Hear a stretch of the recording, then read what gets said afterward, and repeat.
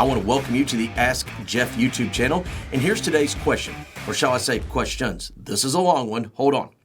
It says, the question comes from Mark chapter 12, verses 1 through 12. It says, based on the judgment of first century nation of Israel and the 8th century nation of Israel, the fact our nation was founded on biblical principles, yet has become a nation of lawlessness and possibly reprobate minds.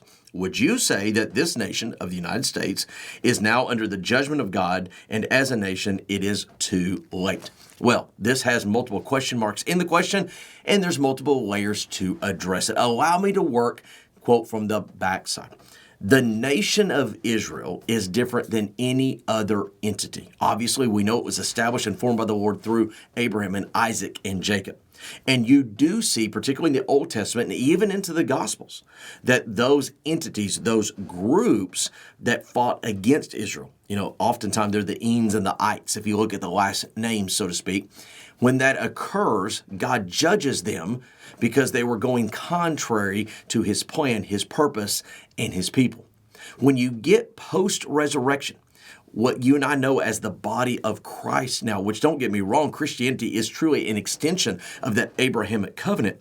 But he says, go unto all nations and preach the gospel in Matthew chapter 28.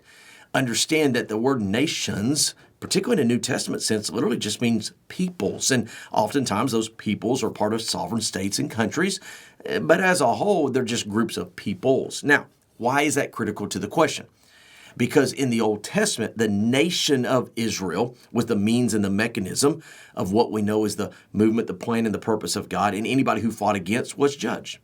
Now that means is the church, the body of Christ. And so we don't have the privilege today of making statements such as the United States of America or Canada or Mexico or whatever nation it may be as a quote-unquote Christian nation, because outside of Israel, there is none. And by the way, when we talk about the nation of Israel, the people of Israel, particularly in a prophetic sense of Matthew chapter 24, it's a returning to the land for the purposes of those final prophecies coming to fruition. And to be quite honest with you, Daniel's 70th week, that last 7 years of judgment of the nation of Israel, all the way back from the Old Testament, being fulfilled in the last days. So even though the country that I call home, the United States of America, was unashamedly and unequivocally established on some biblical principles and ideals. Just go to the rotunda at the Capitol.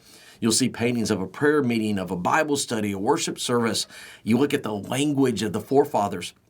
You go to Washington, D.C., there are scripture references on the buildings. The term God, deity is used all over the place.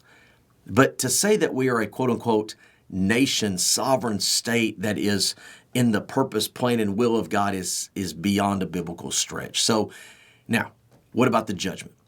Do we deserve it? You guessed it, we sure do. In fact, Billy Graham has been quoted throughout the years of saying, if God judged Sodom and Gomorrah, what is he going to do to the United States of America?